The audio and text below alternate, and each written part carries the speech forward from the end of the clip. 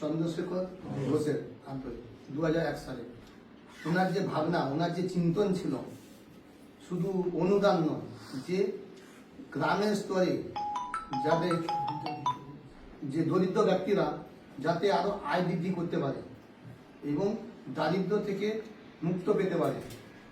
সত্যিকারে ওনার ভাবনা আর চিন্তা যে ছিলেন, চিন্তন যে ছিলেন, বন্ধন ব্যাংকে এত বড় পরিষেবা, এত বড় মানে বৃদ্ধি, সত্যিকারে ভাববার বিষয় এত কম সময়ের মধ্যে, এবং 2015 সালে সেটা প্রতিষ্ঠিত হয় ব্যাংকিং।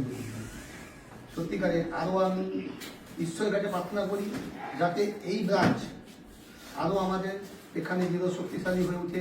আমাদের সতলাপুর অঞ্চলের থেকে যদি কোনো সাহায্য লাগে তার জন্য আমি অঙ্গীকারবদ্ধ হচ্ছি যে আমরা যেটুকু আমাদের সাহায্য লাগবে আমরা হেল্প করবো।